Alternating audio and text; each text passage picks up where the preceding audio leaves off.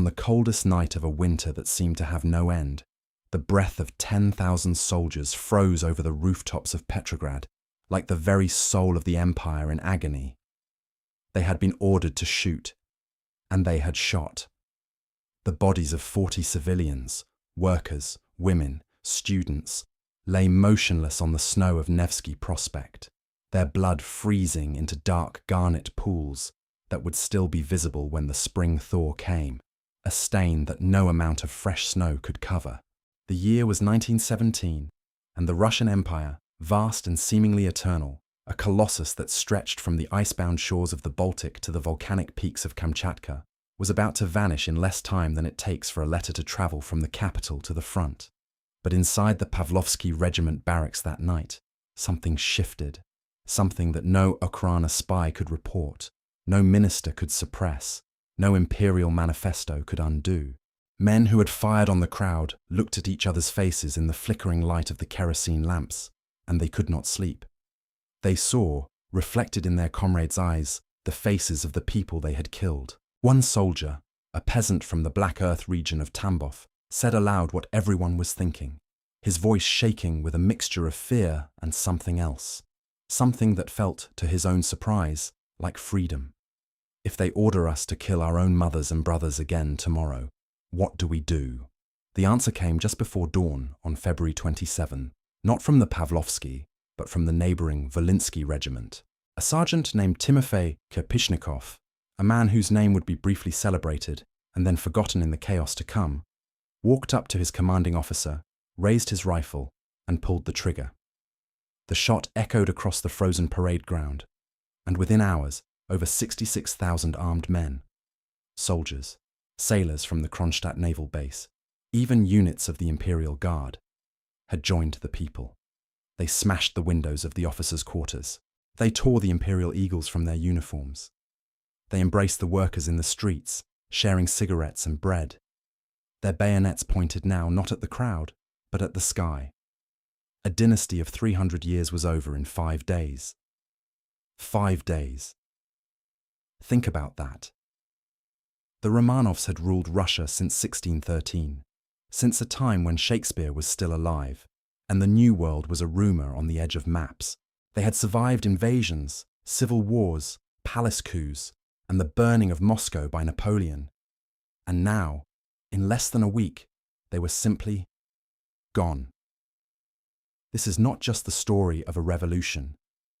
It is the story of a world of incredible beauty and unimaginable suffering, a world of incense and snow, of genius and blindness, of a faith that moved mountains and a state that crushed souls. It is the story of the Russia that existed before the Soviet Union, its culture, its religion, its society. And once you see it, once you feel the cold of its winters and the heat of its passions, once you hear the voices of its poets and the silence of its starving millions, you will never look at a news headline the same way again. How does a civilization that produced Stravinsky, Dostoevsky, and an unshakable faith collapse in less than a week? And what do its ruins teach us about our own world? About the fault lines that run beneath every society, no matter how powerful or permanent it seems? This colossal empire, 180 million souls spread across 1/6 of the Earth's landmass, was not poor in spirit.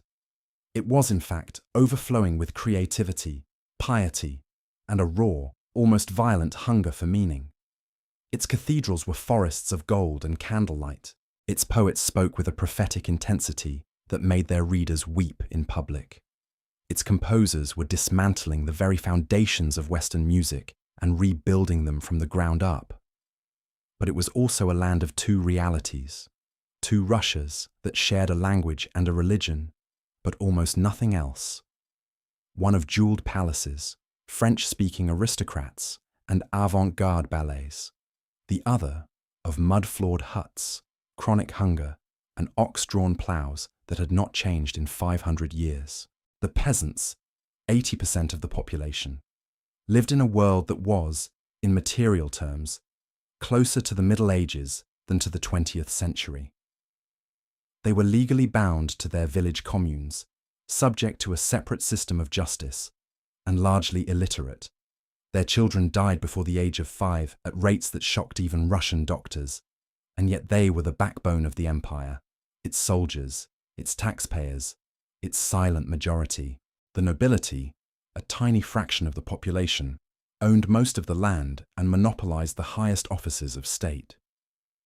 In their elegant salons along the Fontanka Canal in St. Petersburg, they discussed French philosophy and German music, while their estates were managed by stewards who extracted every last ruble from the peasants who worked the soil. Between these two poles, a small but growing middle class, merchants, lawyers, doctors, teachers, was struggling to be born, and a new industrial working class was being forged in the hellish conditions of the factories. These two Russias coexisted in a fragile equilibrium that only needed one great push to shatter. That push came, when it finally came, not from a revolutionary conspiracy, not from a foreign invasion, but from something far more powerful, the accumulated weight of millions of individual human stories, each one a thread of suffering and hope and betrayal, woven together into a rope that would hang the old order. To understand why it shattered, we have to do something that history books often forget. We have to step inside that world, not just read about it, but inhabit it. We have to smell the incense in a candle-lit cathedral on Easter morning, so thick and sweet that it clings to your clothes for hours. We have to feel the heat of a massive clay stove in a peasant izba, the only source of warmth in a winter that lasts 6 months. We have to walk through the slush and snow of the Viborg district with a factory worker on her way to a 14-hour shift, her feet wrapped in rags because she cannot afford boots. And we have to stand in the elegant, perfumed silence of the imperial palace at Tsarskoye Selo, where a mother prayed with desperate, wounding intensity for a son whose blood would not clot. Because if we do not inhabit that world, if we reduce it to a list of dates and decrees and dead monarchs, the revolution becomes a mere political event, something that happened to other people in another time, safely distant and irrelevant.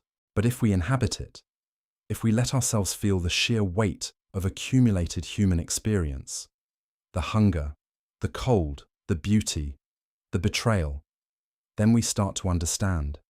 Then we start to feel, in our own bones, why a people who had been patient for so long could finally, on a freezing February morning, contain their desperation no longer. So now, let us go back further. Let us step into the winter of 1892, a generation before the collapse, and see what the empire looked like when its true cracks first began to show. The old year is dying, and so are the people. In the Black Earth provinces of Samara and Voronezh, in Tambov and Saratov, it had stopped raining 2 springs ago. Not a gradual dry spell, but a complete, terrifying absence of moisture. The earth, which for centuries had yielded wheat and rye enough to feed the nation and still have surplus for export, turned to powder. The seeds planted in the parched soil never germinated. The meadows where cattle had grazed became dust bowls, and the animals, their ribs pushing through their hides like the struts of a broken cart, staggered and died. Then came the ice. A late spring freeze killed whatever had survived. Then came the snow, too early, in September instead of November, burying the failed harvest before it could rot, so that even the meagre gleanings that might have sustained a family through the winter were lost. The peasants ate their seed grain first, knowing that this meant there would be no crop next year either. Then they ate their horses, their cows, their dogs. They ate the grass that grew on the roofs of their crumbling huts, a kind of moss that tasted of earth and filled the stomach but offered no nourishment. They ate birch bark, grinding it into a bitter flour that children could not digest. They ate clay, a pale grey substance that some called hunger bread, which gave a temporary sensation of fullness and then hardened in the intestines, causing a slow, agonizing death. Cholera arrived like a cleansing angel, sweeping through villages already half empty with the dead. A peasant would feel a sudden cramping in the stomach, and within hours his body would be emptying itself of everything, his face turning blue, his eyes sinking into his skull until he was nothing but a husk on a wooden pallet. Typhus, carried by the lice that infested every home, brought fever and delirium, and for many, a merciful end before starvation could complete its slow work. In their wooden izbas, the air was black with smoke from the pechka, the great earthen stove that was a peasant family's most precious possession, the center of their entire existence. It was built of clay and brick, enormous, taking up a quarter of the room, and it served as heater, oven, and sleeping platform all at once. The old people and the children slept on top of it, huddled together like puppies, their breath shallow and quick. The only light came from a small oil lamp suspended before an icon in the corner, perhaps St. Nicholas the Wonder Worker, perhaps the Mother of God of Vladimir, her golden face dark with centuries of candle soot. She was the only witness to what was happening, her painted eyes looking down with an expression that could be read as compassion or indifference, depending on the faith of the one who gazed at her. Outside, in the swirling snow, the wolves were growing bold. They had learned that the men who once hunted them were too weak to lift their rifles, and they prowled the outskirts of the villages at dusk, their howls mingling with the chants of the priests who conducted funeral services for the dead.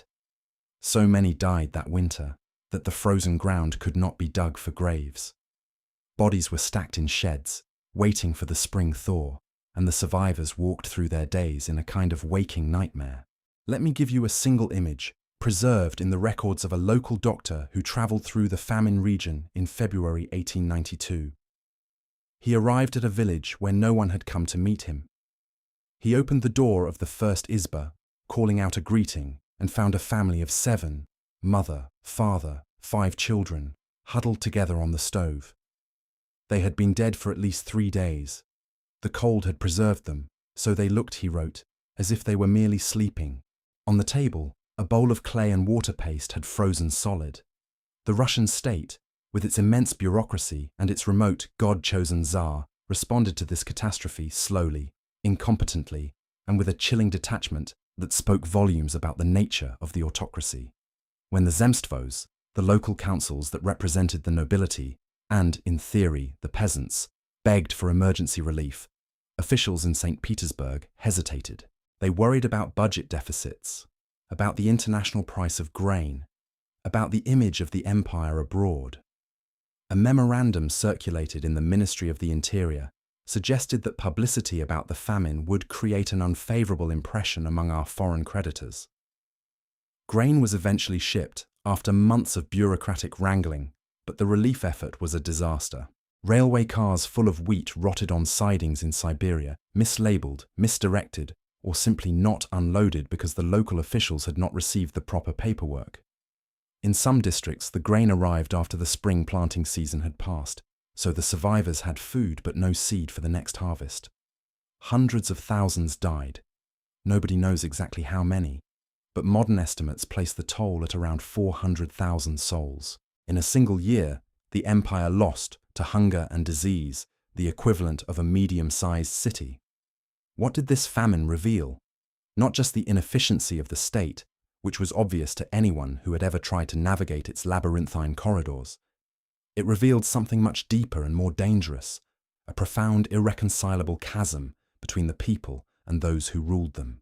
The peasant looked at his icon and asked God for mercy, and he believed, with a childlike simplicity that the state had cultivated for centuries, that if only the Tsar knew, the little father in his distant palace, he would send bread. The Tsar, Alexander III, a giant of a man who could bend iron pokers with his bare hands and who had crushed the revolutionary movement of his father's era, had read reports and signed decrees. But he had never held a dying child in his arms. He had never tasted clay. While the bureaucrats argued over statistics, the mothers of the Volga wrapped their dead children in cloth and kissed them for the last time, their lips cracked by the cold. As they whispered prayers, they themselves were no longer sure they believed.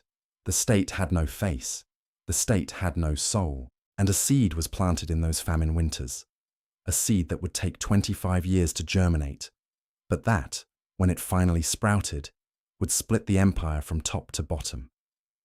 If we step back from the misery of the villages and look at the maps and the ledgers of the finance ministry, the picture changes, and the paradox at the heart of the Russian Empire becomes starkly visible. For Russia in the 1890s was not stagnating. It was booming, at least on paper. Sergei Witte, the formidable Minister of Finance, a tall, bull-necked man of immense energy and ambition, had turbocharged industrialization with a program that was as audacious as it was ruthless. Iron foundries, textile mills, and munitions factories were sprouting up in St. Petersburg, Moscow, and the coal-rich Donets basin. Foreign capital, mainly French, poured into Russia, lured by the promise of high returns, cheap labor, and a captive internal market of over 100 million consumers. The Trans-Siberian Railway, the greatest engineering project of the age, was being carved across the continent, its tracks stretching from the rolling hills of the Urals to the shores of Lake Baikal and beyond, into the forests of Manchuria. In the industrial districts, steel output was growing at rates that impressed even German industrialists. The Russian Empire, by the turn of the century, had become the fourth largest industrial producer in the world. The streets of St. Petersburg gleamed with electric lights, and the department stores along Nevsky Prospect displayed goods from Paris, London, and New York. But think of that growth as a kind of forced feeding, a process by which the patient is made to look healthy on the outside while his internal organs are slowly being destroyed. The money for those factories, for those railways, for those electric lights came from crushing taxes on the peasantry, who were already living on the edge of subsistence. The state itself became the largest grain exporter in the world, shipping wheat abroad, even when its own citizens were starving, because the foreign currency was needed to service the loans that financed the industrialization. The logic, as cold and sharp as a January night in the Urals, was this: the empire must modernize to survive in a world of hostile, industrializing powers, and the peasant must pay the price. The empire must have steel and railways and modern armies, or it will be devoured by the Germans, the Austrians, the British, the Japanese. And if the empire falls, who will protect the true faith, the Orthodox way, the Holy Russia that God himself had entrusted to the Romanov dynasty? That logic ran deep in the very bones of the Tsarist system, a system built on a single, unshakable premise that no amount of economic modernization could touch. The will of the Tsar is the sole source of law. There was no constitution, no parliament, no independent judiciary. The Tsar's ministers were responsible to him alone, and they could be dismissed by a single stroke of his pen, without explanation, without appeal. Even trivial decisions, the opening of a village school, the repair of a wooden bridge in a distant province, the approval of a loan for a new threshing machine, often required the personal approval of the monarch or his immediate deputies, creating a bottleneck so severe that the empire was, in practical terms, ungovernable. Petitions piled up in the chancelleries for years, unanswered, while the petitioners grew old and died. The Orthodox Church was an arm of this state, a sacred pillar of the ideology that had been proclaimed by Tsar Nicholas I in the 1830s and had never been revised. Orthodoxy, autocracy, nationality. These three words were the holy trinity of the Russian state, and to question any one of them was to commit treason against all three. Priests were government functionaries who wore cassocks instead of uniforms, and they were paid by the state, assigned to parishes by the state, and supervised by a holy synod that was itself a department of the government, run by a lay official called the Ober-Procurator. By law, a clergyman who heard a confession that suggested disloyalty to the Tsar or revolutionary intent was obliged to report that confession to the police. Imagine that for a moment. Really imagine it. You are a peasant who has committed a sin. Perhaps you stole a neighbor's firewood. Perhaps you cursed the local landowner, and you go to the village church, kneel before the priest, and whisper your guilt into his ear. And that priest, who has known you since you were a child, who baptized your children and buried your parents, is required by the laws of the Russian Empire to betray you to the Okhrana, the one space where a human being is supposed to be able to shed their soul naked before God and seek forgiveness. The one space that every Christian tradition holds to be inviolable and sacred. That space was contaminated by the state. It is a small, horrifying detail, but it tells you everything about how the empire tried to monopolize not just bodies and land and labor, but consciences, the very inner lives of its subjects. And yet, and this is the paradox that makes Russian history so endlessly, heartbreakingly complex, the religious life of the people was not a sham, far from it. Walk into any village church on Easter Sunday, in any province, from the western borders to the Pacific, and you would be struck not by hypocrisy, but by a raw, almost desperate sincerity, a quality of faith that Western visitors found unsettling in its intensity. The liturgy, celebrated in Old Church Slavonic, a language that no one spoke in daily life, but that everyone understood as the sacred tongue, was a sensory immersion of overwhelming power. The dense, sweet, sour smell of frankincense, burning in brass censers swung by the deacon, filled the space and clung to the walls, to the icons, to the very air, so that you could walk into a church days after a service and still smell it. The gold leaf glow of the icons, hundreds of them, covering every inch of the walls and the iconostasis. The great screen that separated the sanctuary from the nave caught the candlelight and threw it back in 1,000 shifting reflections, so that the saints seemed almost to move, to breathe, to lean forward in their painted frames.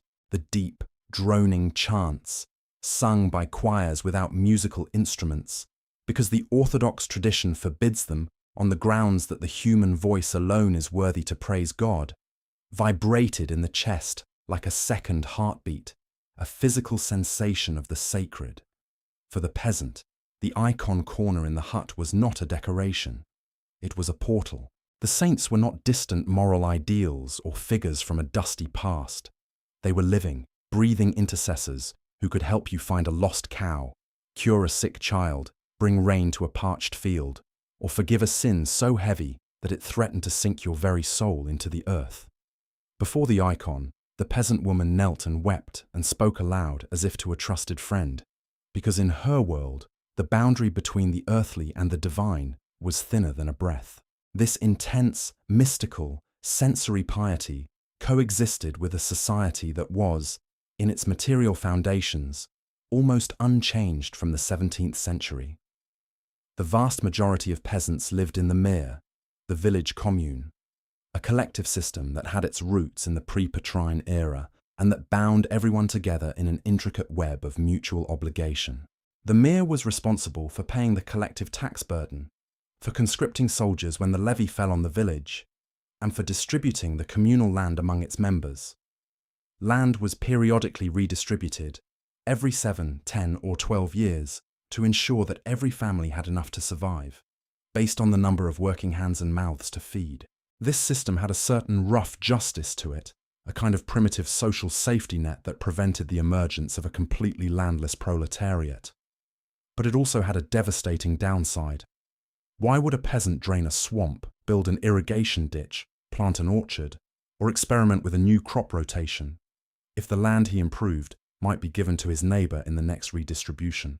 The communal system discouraged individual initiative at every turn, and agricultural methods remained frozen in time. Wooden ploughs, pulled by emaciated horses, barely scratched the surface of the soil. Fertilization was minimal because the cattle were too few and too poorly fed to produce enough manure. Crop yields were among the lowest in Europe, a third of what German or English farmers could produce from the same acreage. And every few years, famine returned like a season, as predictable and as devastating as the winter itself.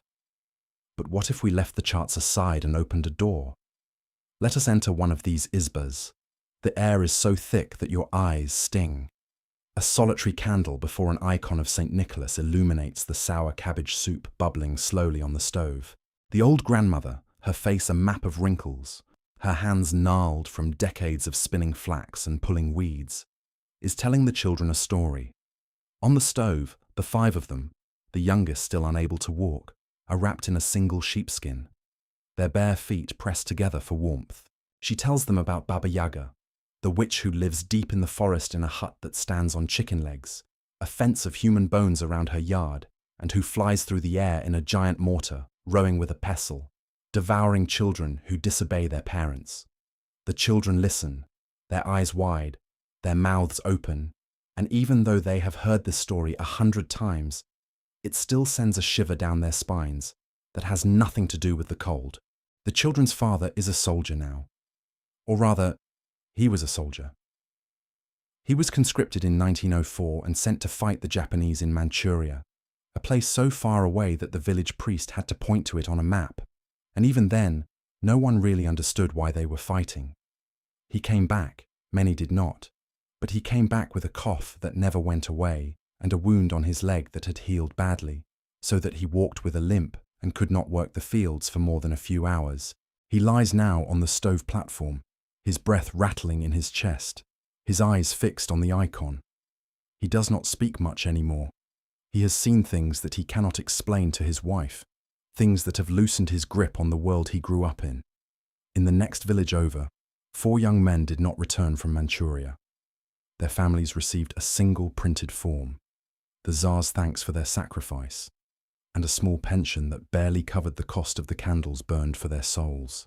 And now there is talk of a new war, somewhere in the Balkans, something about Serbia and the Austrians, and a duty to fellow Slavs. The priest speaks of it in his sermons, his voice trembling with patriotic fervour. But the grandmother, when she hears it, crosses herself 3 times and kisses the icon of St. Nicholas. She has seen too many wars, too many famines, too many children buried in the frozen ground, to believe in the words of priests and officials anymore. The empire that ruled over this grandmother and her coughing son and the 4 dead boys in the next village was, in the eyes of Europe, a colossus. Its army was the largest in the world, over 1 million men in peacetime, and the capacity to mobilize millions more. Its territory was so vast that when night fell in Warsaw, it was already morning in Vladivostok. Its resources, grain, timber, coal, iron, gold, seemed inexhaustible.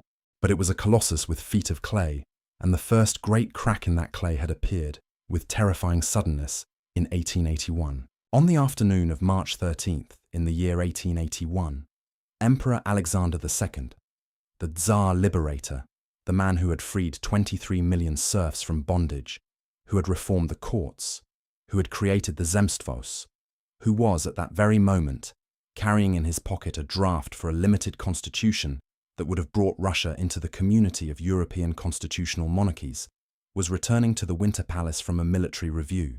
His carriage, a closed landau drawn by horses and escorted by a troop of Cossacks, rolled along the Catherine Canal, the snow piled high on either side of the street. A young man stepped out from the crowd and threw a package under the horses. The explosion was deafening, a thunderclap of nitroglycerin and forged nails that shredded the Cossack escorts, splattered blood across the white snow, and shattered the windows of the surrounding buildings. But the Tsar's carriage, built of reinforced steel, held. Alexander stepped out, shaken, his face pale, his voice trembling as he asked after the wounded. He bent over a dying Cossack boy, his gloved hand touching the boy's forehead. "Thank God," someone heard him say, "I am unharmed." A second young man, Ignacy Hryniewiecki, a Polish student who had been radicalized by years of repression, pushed through the crowd and screamed, "It is too soon to thank God." Way, he hurled a second bomb directly at the Tsar's feet. The explosion was even larger than the first. When the smoke cleared, Alexander II lay on the snow, his legs torn apart below the knees, his abdomen ripped open, his face a mask of shock and agony. They carried him on a makeshift stretcher, a student's overcoat, into the Winter Palace, the Tsar of all the Russias, leaving a trail of crimson droplets across the polished marble floors. He died an hour later, in his own study, surrounded by his weeping family, his successor Alexander III already kneeling at his bedside, his massive frame shaking with sobs. That bomb on the Catherine Canal froze Russian history for a generation. Alexander II had been the last best hope for evolutionary change, for a path that might have avoided the abyss. After his death, that hope was buried with him. His son, Alexander III, was a man of reaction, a man who had seen his father disemboweled in the street by revolutionaries, and who had drawn a simple, devastating conclusion. Reform is weakness, and weakness invites destruction. The secret police, The Okhrana was expanded and given sweeping powers of surveillance, arrest, and exile. Revolutionary suspects were sent to Siberia without trial, often on the mere suspicion of a local gendarme. The universities were purged of liberal professors. Autonomy for minority nationalities, Poles, Finns, Ukrainians, the peoples of the Caucasus and Central Asia, was replaced by a systematic campaign of forced Russification, a policy that alienated exactly those groups whose loyalty the empire most needed to cultivate. The empire was being welded shut, sealed against the outside world, against the currents of democracy and liberalism that were sweeping the rest of Europe. And when Alexander III died unexpectedly of kidney disease in 1894, at the age of only 49, the crown passed to his son, Nicholas, who was, at that moment, the least prepared man ever to inherit the Russian throne. Nicholas Alexandrovich Romanov was 26 years old when his father died. He was slight of build, soft-spoken, with a trimmed beard and melancholy eyes that made him look, in photographs, like a sensitive poet rather than an emperor. He was not stupid. He spoke English, French, and German fluently. He was well read. He was not cruel. In his personal dealings, he was unfailingly polite and considerate. He was devoted to his wife, a deeply unfashionable trait among European monarchs. He was a loving father who played with his children, carried them on his shoulders, and wrote them tender letters when he was away. He was also, and this is the tragedy, the worst possible man to place on the throne of a great empire in a time of crisis. His education had been that of a guards officer, not a statesman. His father, perhaps aware of his son's limitations, had excluded him from the real business of government, so that Nicholas reached adulthood knowing almost nothing of the complex machinery of the state he was destined to run. When his father died, and the young Nicholas realized the full weight of what had just fallen on his shoulders, he turned to his mother's brother, Grand Duke Sergei, and said, in a voice choked with tears, "What am I to do? What is going to happen to all of Russia? I am not prepared to be a Tsar." He would prove, over the next 23 years, that this was the truest thing he ever said. His guiding principle, instilled in him by his father and reinforced by his wife, was to preserve the autocracy intact for his son. He believed, with an almost mystical conviction, that the absolute power of the Tsar was a sacred trust given by God at his coronation, and that to share that power with elected representatives would be a betrayal of his divine mandate. When, early in his reign, a delegation of nobles submitted a humble petition suggesting that perhaps, in the modern world, a consultative assembly might be useful, Nicholas responded with a speech that set the tone for his entire reign. "I shall maintain the principle of autocracy," he declared, his voice rising with uncharacteristic passion, "as firmly and unswervingly as did my late unforgettable father." The word unforgettable was, according to those present, a last-minute substitution for deceased, because even as he read the prepared text, he felt the shadow of his father's ghost at his shoulder. And yet, even as this rigid, unprepared man sat on the throne, a revolution of the human spirit was taking place in the theatres, concert halls, and smoky cabarets of his capital. Because while peasants starved and bureaucrats shuffled papers, and the Okhrana read everyone's mail, Russia was experiencing one of the greatest cultural explosions in human history. And to understand the full tragedy of what was coming, to feel the pathos of a civilization that was simultaneously reaching its highest artistic peak and its lowest political abyss, we have to step into that world of light and sound and colour. Imagine it is the 29th of May, 1913. The place is the Théâtre des Champs-Élysées in Paris, but the soul of the evening is entirely, blazingly Russian. The lights dim, the chattering of the bejewelled audience, the women in poiré gowns, the men in white tie, the air thick with French perfume and the rustle of silk programs, falls to a nervous hush. On stage, the dancers of Sergei Diaghilev's Ballets Russes take their positions. The conductor, Pierre Monteux, lifts his baton, and the first notes of Igor Stravinsky's The Rite of Spring pierce the silence. The music is not beautiful in the way the audience expected. It is brutal, asymmetrical, dissonant, full of pounding, irregular rhythms that feel more like a heartbeat at the edge of panic than a civilized art form. It is the sound of prehistoric Russia, of pagan sacrifice, of spring arriving not with gentle blossoms, but with a violent cracking of the frozen earth. The dancers, choreographed by the young Václav Nijinsky, move not with the ethereal grace of classical ballet, but with stomping, trembling, inward-turned gestures that look like a convulsion, a possession, a ritual performed by a tribe on the edge of the world. The audience begins to hiss, then to shout, then to fight. The composer Camille Saint-Saëns, a pillar of the French musical establishment, stands up and stalks out, muttering loudly about the bassoon's opening solo. A woman in a diamond tiara slaps a man who has been booing, and a duel is nearly fought in the aisles. Diaghilev, in his box, is flicking the lights on and off, trying to restore order.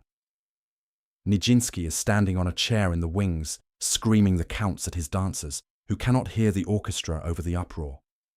It is a riot, a scandal, and it is, in retrospect, one of the defining cultural moments of the 20th century. This was the silver age of Russian culture. It was not a gentle, nostalgic flowering.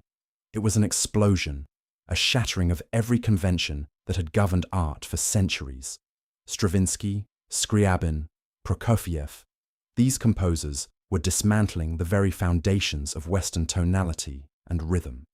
In poetry, Alexander Blok was writing verses about a mysterious, beautiful lady who morphed, as the years passed, into visions of apocalyptic revolution. Anna Akhmatova was crafting lyrics of such compressed emotional intensity that people would memorize them and whisper them to each other at parties. Vladimir Mayakovsky, the futurist, wore a yellow blouse and painted his face and stood on street corners shouting poetry at passers-by, demanding that Pushkin and Tolstoy be thrown overboard from the steamship of modernity. In painting, the revolution was even more radical. Wassily Kandinsky, a Russian lawyer turned artist working in Munich, was making the first purely abstract paintings in Western history, canvases of swirling color that he believed could bypass the rational mind entirely and speak directly to the soul. Kazimir Malevich, in a Petrograd studio, was about to unveil his Black Square, a painting that was exactly what its title suggested. A black quadrilateral on a white ground, which he called the 0 point of art, the annihilation of representation itself. It was, he said, the icon of a new age, an age without objects, without kings, without the old gods. A few blocks from the Mariinsky Theatre, tucked away in a courtyard off Mikhailovskaya Square, there was a place that became the cathedral of this new spirit. It was called the Stray Dog Cabaret, and to enter it, you had to know someone, or look like you did. You walked through an archway, past a surly doorman, down a flight of narrow stairs, and into a cellar where the ceiling was so low that tall men had to stoop. The walls had been painted by the artist Sergei Sudeikin with fantastic scenes of flowers, birds, and mysterious figures that seemed to shift in the candlelight. The air was so thick with cigarette smoke, absinthe fumes, and the electric charge of intellectual fervour that newcomers often had to step back outside to catch their breath. Here, the poets, the painters, the philosophers, the actresses, and the hangers-on would gather at 10 in the evening and not leave until the milk carts rattled through the streets at dawn. Anna Akhmatova, a tall, dark-haired woman of regal bearing, would rise from her seat and recite a new poem, her voice so low that the room had to fall absolutely silent to hear her. The futurists, led by the thunderous Mayakovsky, would bellow their manifestos through a megaphone, insulting everyone and demanding the destruction of all previous art.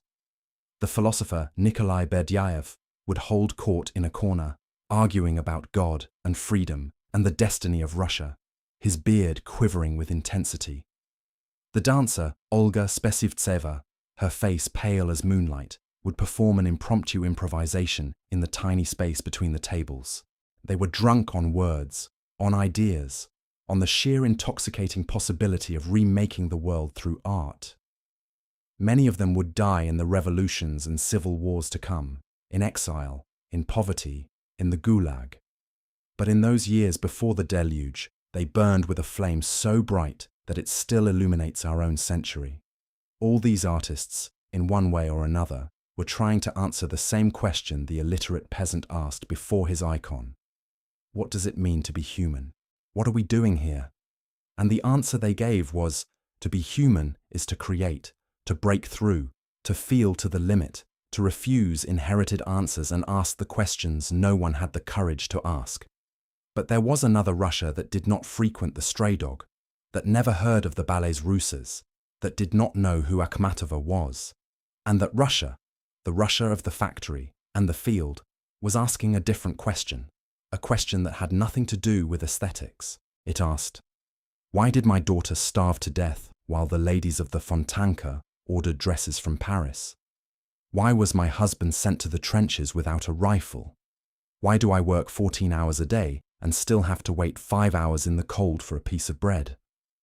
And it is here, at the intersection of this sublime cultural achievement and this abysmal social failure, that we encounter the strangest figure in this entire story.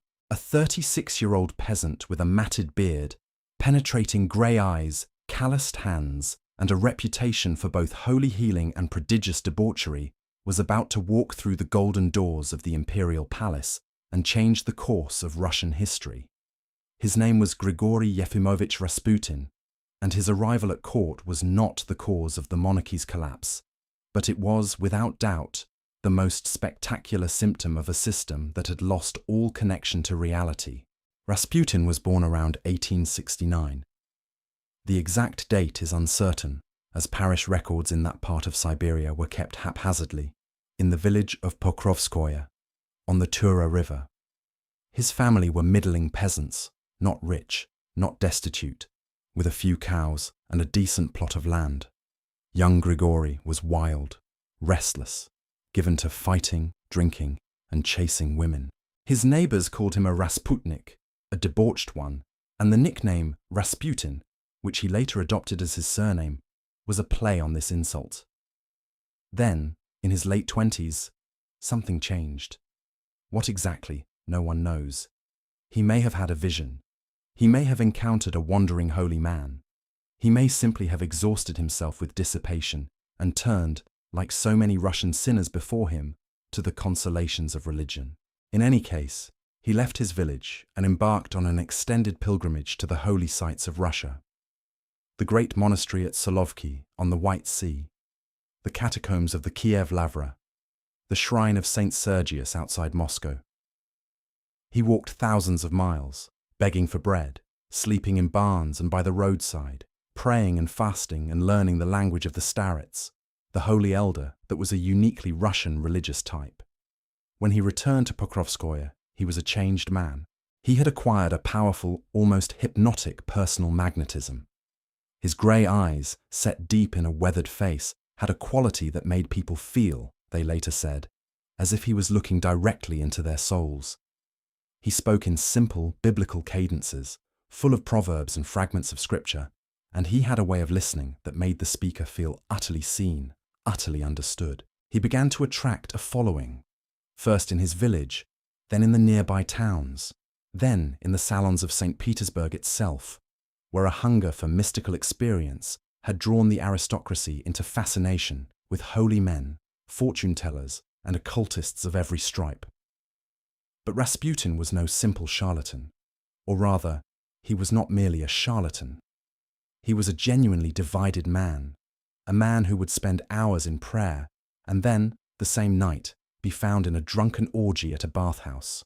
He was a man who spoke of God with a raw, untutored eloquence that moved even skeptical intellectuals, and who simultaneously demanded bribes, groped women in public, and boasted of his influence over the imperial family. This combination of saint and sinner, of mystic and libertine, was not, in the Russian tradition, necessarily a contradiction. The Russian soul, Dostoevsky had written, was a battleground between the Madonna ideal and the Sodom ideal, and both could coexist in one heart. Rasputin was that paradox made flesh. His path to the imperial palace ran, as so many things in this story do, through the sick room of a little boy. Alexei Nikolaevich Romanov was born on August 12, 1904, after 4 daughters.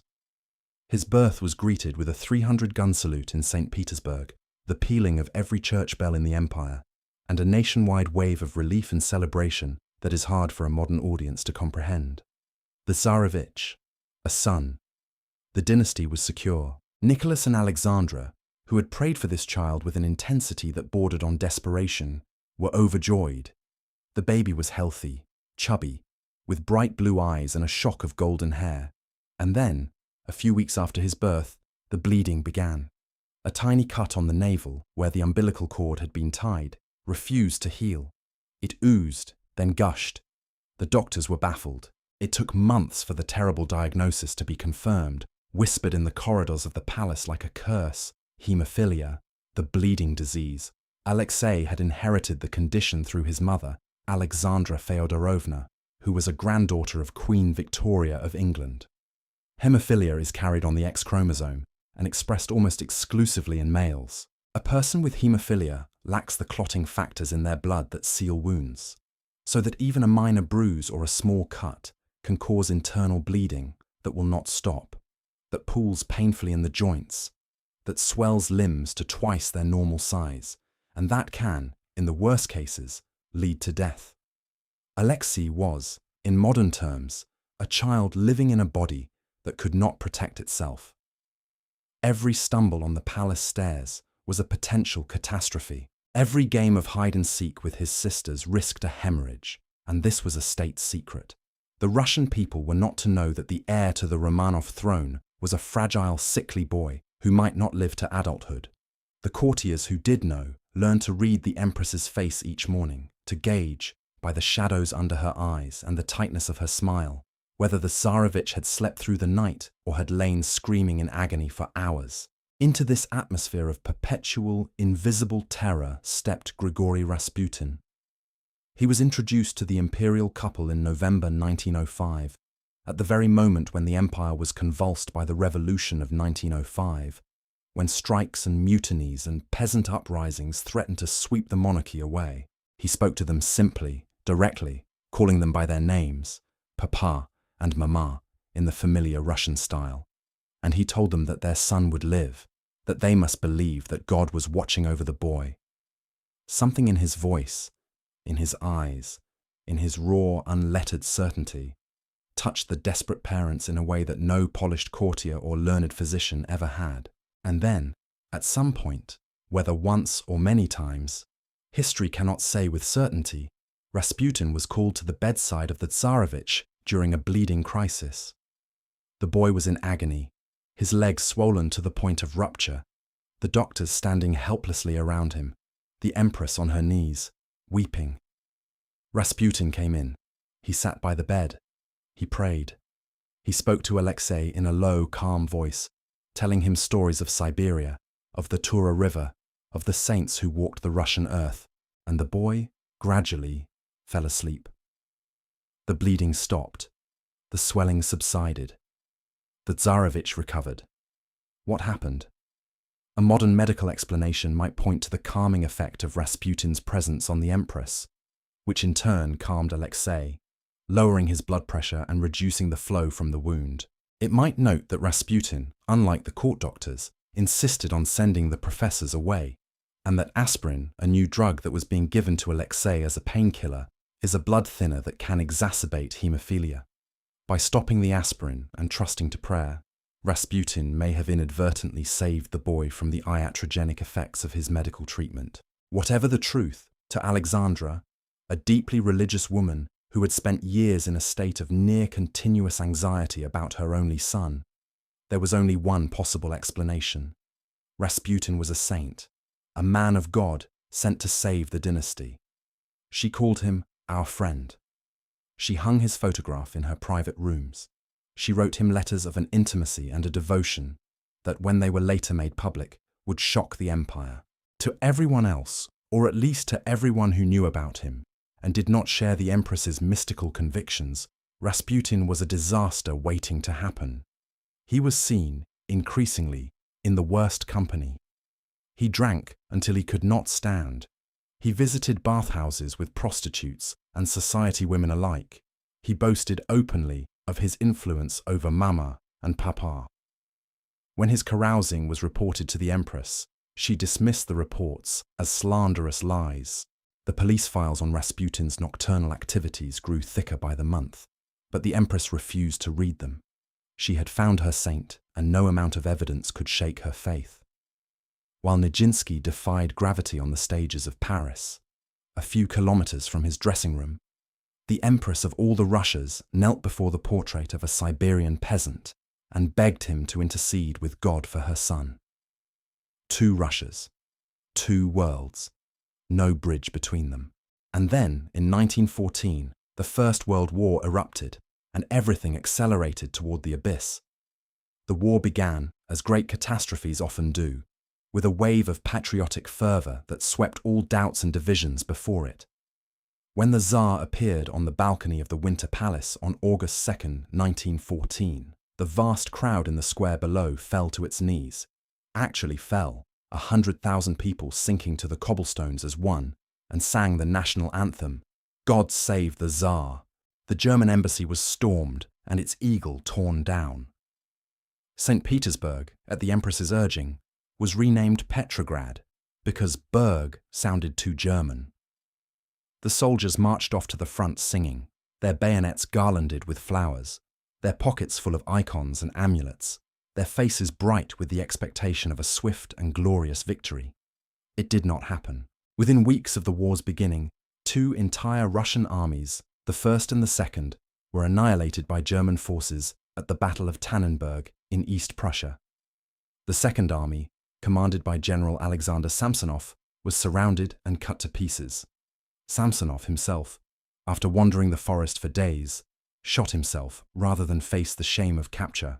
Tens of thousands of Russian soldiers drowned in the Masurian lakes as they tried to retreat across the marshes, their bodies sinking into the black water, their rifles clutched in their frozen hands. It was a catastrophe of a scale that the Russian High Command had not imagined possible.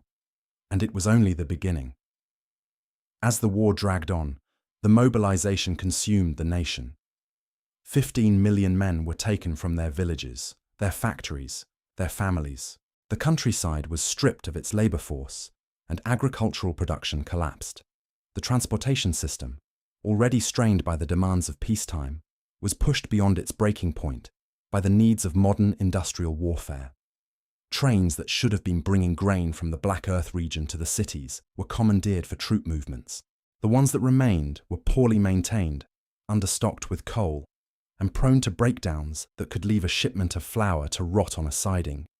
While, 300 miles away, a mother stood in line for bread for the 8th consecutive hour.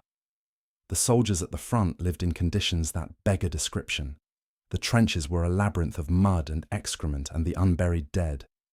Lice bred in the seams of uniforms and carried typhus into every battalion. The food, when it arrived, was often inedible. The winter of 1916-17 was a particular horror. Temperatures dropped so low that sentries froze to death at their posts, their bodies still upright, their rifles still clutched in their hands, their open eyes coated with a film of ice. In some divisions, the daily caloric intake for a frontline soldier fell from 4,000 calories in 1914 to less than 2,000 by the end of 1916. In some divisions, recruits marched in silence, without rifles, waiting to pick up the weapon of the first fallen comrade. The High Command called this, with a bureaucratic coldness that still chills the blood today, living reserve. They were told, advance, and when the man in front of you falls, take his weapon. In 1915, in a fateful decision that would seal the dynasty's doom, Nicholas II decided to take personal command of the armed forces. He dismissed his uncle, the Grand Duke Nikolai Nikolaevich, a capable, if not brilliant commander, and moved his headquarters to Mogilev, leaving the government in Petrograd in the hands of his wife, and, through her, Rasputin. The political consequences were catastrophic. From that moment on, every military defeat, every retreat, every shell shortage, every train that failed to arrive was the personal responsibility of the Tsar. He was no longer a distant, semi-divine figure who could be absolved of the government's failures. He was the commander-in-chief, present at the front, issuing orders, and the front was losing. While the Tsar consulted maps and played dominoes in Mogilev, The Empress and Rasputin ran what historians have called a ministry of shadows.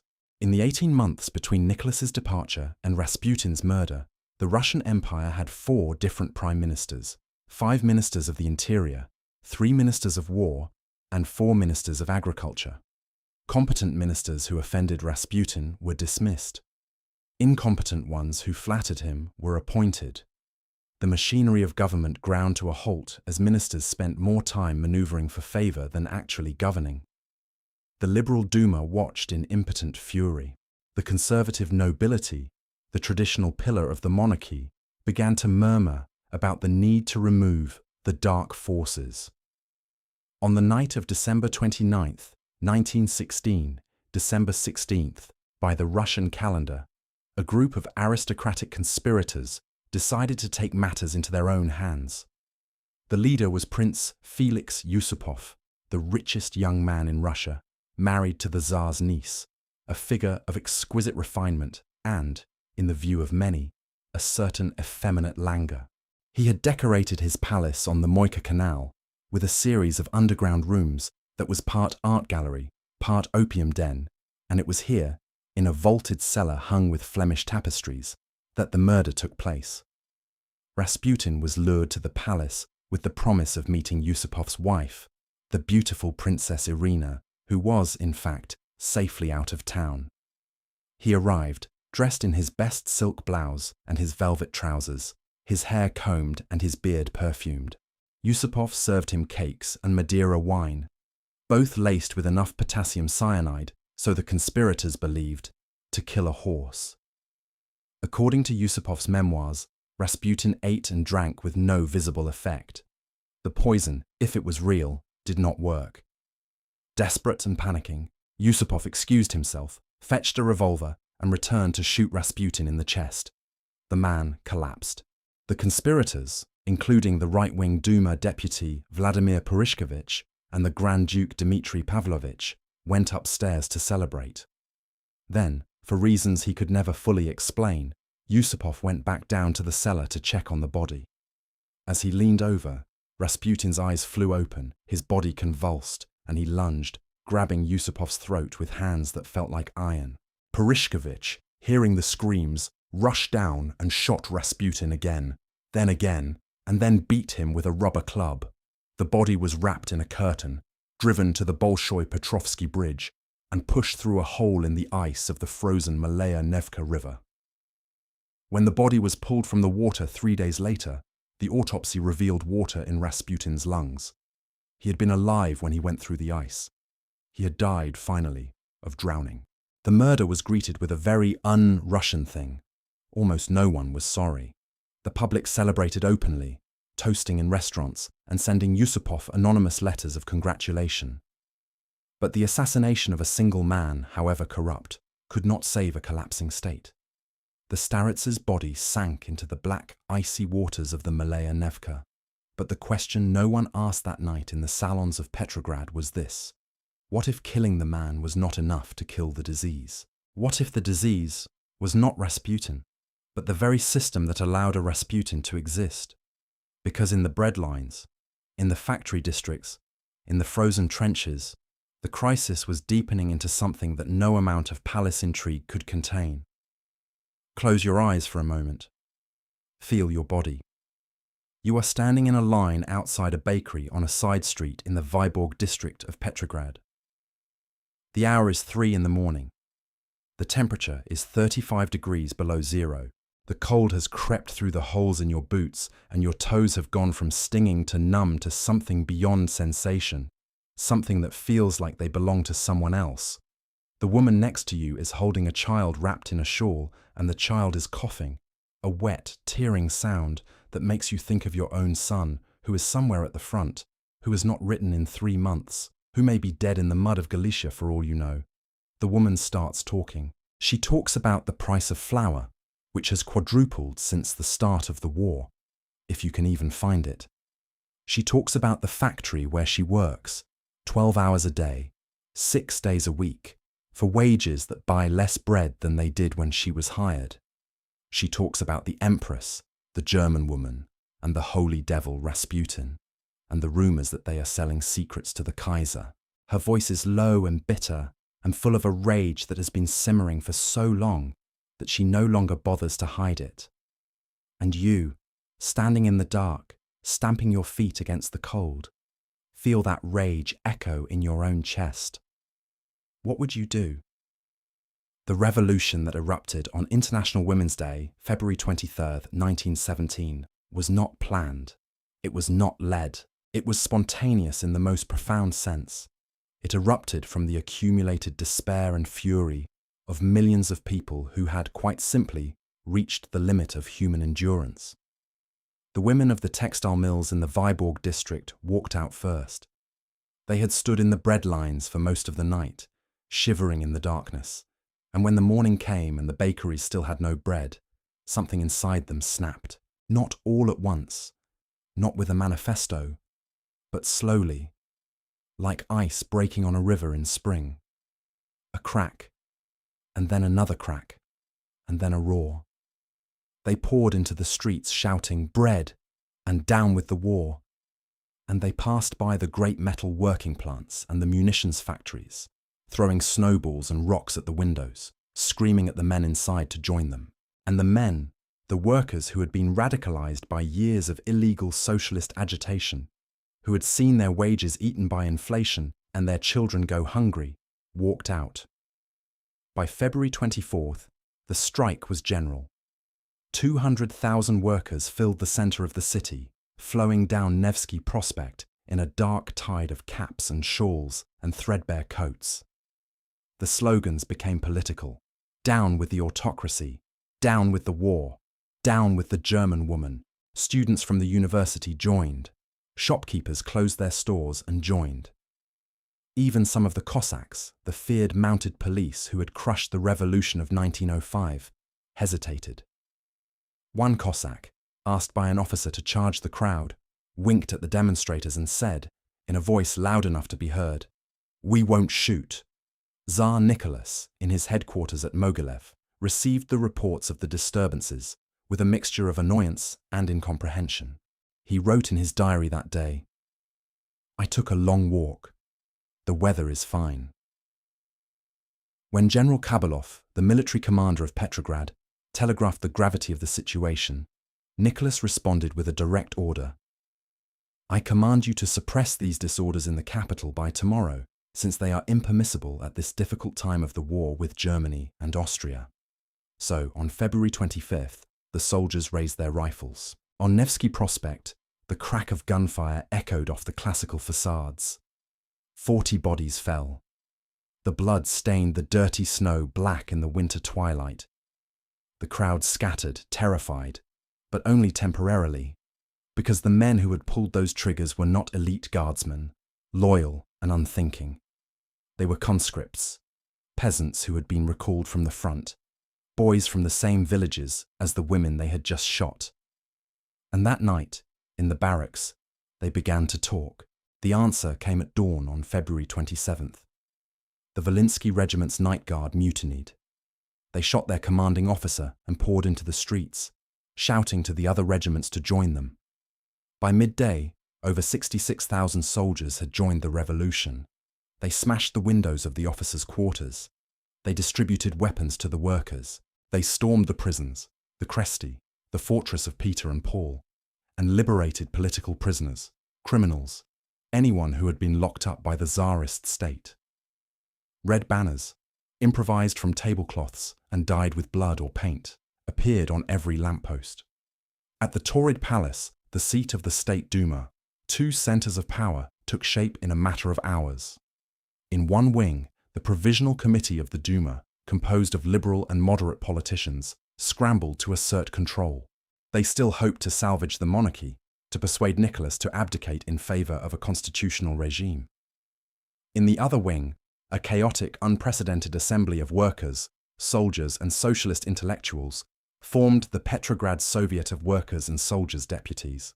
The Soviet had no legal authority, no constitutional basis, no international recognition, but it had the only thing that mattered: the loyalty of the armed crowds in the streets and the railway workers who controlled the trains. The Soviet's first decree, the famous Order Number 1, effectively dissolved the traditional chain of command in the army. From that moment, military units would be governed by elected soldiers' committees, and no officer's order would be valid unless it was countersigned by those committees. It was a democratic, egalitarian, and utterly fatal blow to military discipline. The army, the ultimate guarantor of the old order, had ceased to exist as a fighting force. Nicholas, informed of the total collapse of order, boarded a train to return to Petrograd. He never made it. At the small station of Pskov, his train was stopped. The railway workers, obeying the Soviet, had blocked the line. The emperor of all the Russias, the autocrat of a sixth of the Earth's surface, sat in his green railway car, reading dispatches, staring out the window at the endless white landscape of the Russian winter. His generals, one by one, telegraphed their pleas for him to abdicate. They told him that no loyal troops could reach Pskov, that the capital was lost, that if he did not step down voluntarily, the revolution would sweep away the entire dynasty. On the afternoon of March 2nd, surrounded by a handful of attendants in the cramped railway car, Nicholas sat at a small table, dipped his pen in ink, and signed a manifesto of abdication. He abdicated for himself and for his son, Alexei, whose fragile health he could not bear to expose to the rigours of exile. The throne passed to his brother, Grand Duke Mikhail. When the document was signed, Nicholas returned to his private compartment and wrote in his diary, in the same even, unemotional hand with which he recorded the weather and the results of his domino games. All around me I see nothing but treason, cowardice, and deceit. Grand Duke Mikhail Alexandrovich, a gentle, private man who had never wanted the throne, met with the provisional government and the Soviet the following day. After a long and agonizing discussion, he signed a manifesto deferring his acceptance of power until a future constituent assembly could determine the form of government for Russia. The dynasty that had begun in 1613 with the election of a 16-year-old boy in a time of chaos was over. The speed of it still takes the breath away. 300 years, 304 to be precise, and it was over not in a generation, not in a year, but in 5 days. The vast, intricate, terrifying apparatus of the Tsarist state simply collapsed, like a sandcastle in the tide, because it had no foundation in the loyalty of its people. The bureaucrats, the policemen, the soldiers, the peasants, when the moment of crisis came, not one of them was willing to lift a finger to save it. The reaction in Petrograd was a mixture of carnival and delirium. People embraced strangers on the street. They tore down the imperial eagles from the facades of public buildings. They sang revolutionary songs whose words few of them actually knew. The imperial prisons were thrown open, and the prisoners, a strange mixture of hardened revolutionaries, common criminals, and debtors who had been locked up for owing money, stumbled into the sunlight, blinking, embraced by a crowd that had no idea who they were. It was, for a few heady weeks, the most beautiful spring the city had ever known. But revolutions are not endings. They are beginnings. The provisional government, formed from the liberal and moderate socialist members of the Duma, declared an immediate amnesty for all political prisoners, freedom of speech, press, and assembly, the right to strike, and the abolition of all legal discrimination based on class, religion, or nationality. In a matter of days, Russia went from being the most autocratic state in Europe to, on paper, the most democratic. But on paper is not the same as on the ground. The war continued. The bread continued not to arrive. The factories continued to close for lack of fuel and raw materials. The soldiers, empowered by Order Number 1, began to desert in vast numbers, simply picking up their rifles and walking home. And in the countryside, the peasants, who had been told for decades that the land would one day be theirs, began to seize the estates of the nobility, burning manor houses, dividing the fields among themselves, planting their own crops in soil that had belonged to the same aristocratic family for 200 years. The old world was dead, but the new world had not yet been born, and in that aching, uncertain space between death and birth, anything was possible, including a second revolution, more radical and more terrible than the first. In a modest apartment in Zurich, Switzerland, a bald, sharp-eyed man of 47 sat reading the newspapers with trembling fingers. Vladimir Ilyich Ulyanov, known to the world as Lenin, had spent 17 years in exile, dreaming of a proletarian revolution that most Marxists said was impossible in a peasant country like Russia. He had written, debated, split parties, alienated allies, and waited. His brother had been hanged by the Tsarist state when Lenin was a teenager. His entire adult life had been a single-minded, obsessive preparation for the moment that, reading the news from Petrograd on that March morning, he realized had finally come. But he was trapped in Switzerland, surrounded by enemy nations. He could not get to Russia, or rather, he could, but only if the German government, the very imperialist enemy against which Russia was fighting, agreed to let him pass. It was, as he himself might have said, a delicious dialectical irony. The German High Command, desperate to knock Russia out of the war, arranged for Lenin and a group of 31 other Russian revolutionaries to travel in a sealed train through German territory, like a bacillus in a glass vial, one German minister described it, to the Baltic coast, from where they could take a ferry to Sweden, then Finland, and finally to Petrograd. Lenin accepted the German offer without hesitation. He knew the political risk of being seen as a German agent. He did not care. The revolution was everything. All other considerations were sentimental nonsense. He arrived at the Finland station in Petrograd on the night of April 16, 1917. A vast crowd had gathered to greet him, waving red flags, playing the Internationale on improvised instruments. Lenin stepped out of the train, was hoisted onto an armoured car, a vehicle that only hours earlier had belonged to the defeated Tsarist army, and, standing in the cold spring air, delivered the speech that would change the course of the 20th century. He called for no support for the provisional government, for an immediate end to the war, for the confiscation of the landed estates, and for all power to be transferred to the Soviets. His own followers were stunned. This was far more radical than anything they had been prepared for. But Lenin was not interested in being prepared. He was interested in taking power, and he knew, with a certainty that bordered on the prophetic, that the provisional government would not be able to answer the three demands of the Russian people: peace, land, and bread. The rest of the story, the failed summer offensive, the Bolshevik seizure of power in October, the descent into civil war, the creation of the Soviet state, and the long dark shadow of Stalinism, belongs to another documentary. But its roots are here, in the February snow, in the 5 days that brought down a 300-year empire. A few miles from the celebrations in Petrograd, in the silent rooms of the Alexander Palace at Tsarskoye Selo, a different scene was unfolding. Nicholas Romanov, no longer a Tsar, returned to his family. He walked in the park with his wife, who wept on his shoulder, her face pale and thin from the measles that had recently swept through the palace. He played with his daughters, Olga, Tatiana, Maria, Anastasia, whose heads had been shaved because of the disease, and who looked at their father with a mixture of confusion and trust that must have broken his heart.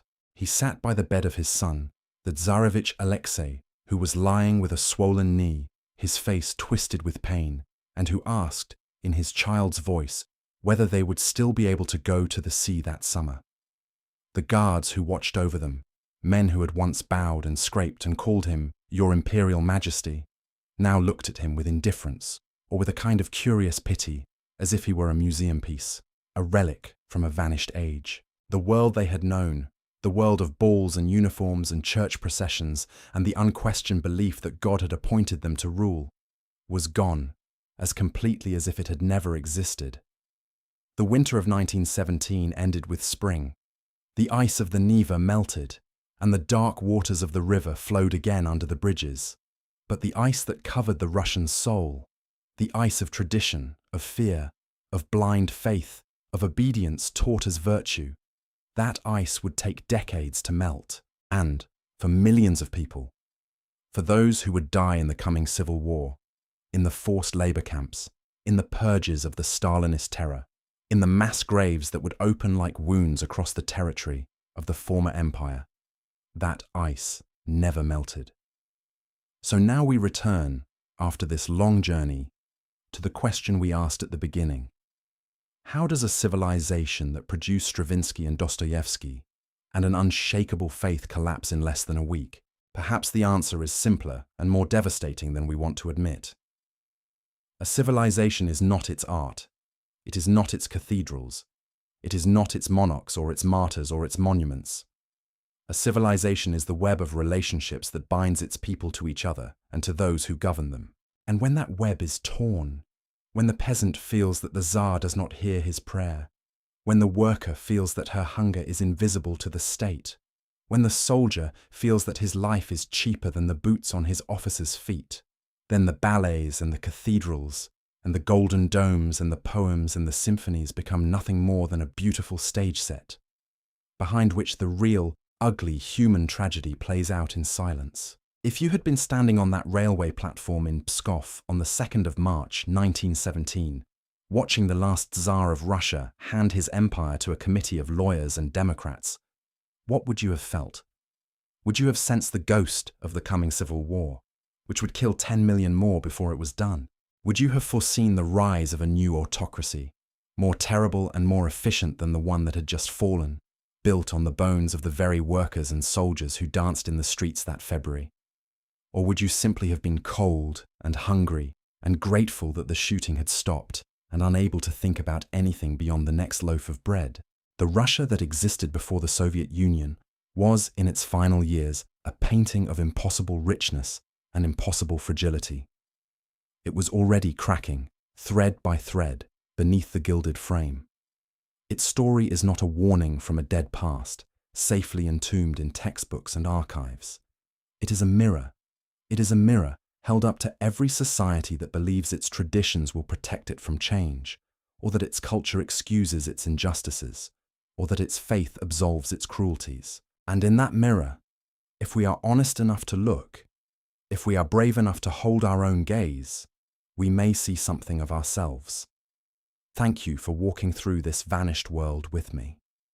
If this journey into the twilight of an empire moved you, challenged you, or taught you something you did not know before, please take a moment to subscribe to this channel and click the bell so that you never miss a documentary like this one. And now, I leave you with a final question, one that I hope you will carry with you, not just into the comments section, but into your own reflections on the world we live in today. If you had been a factory woman standing in the breadline on that February morning in 1917, with the temperature 35 below zero, and nothing to feed your children at home, what would you have done when you heard the cry go up from the women ahead of you? Would you have waited in silence, trusting that the authorities would eventually provide? Or would you have raised your own voice, joined the river of bodies flowing toward the center of the city, and become, without knowing it, without planning it, a protagonist of history? The history is vast. The documents are endless. But the choice to speak or to stay silent, to act or to wait, to believe the official story or to trust the evidence of your own suffering, that choice is always and terrifyingly personal. I will see you in the next story.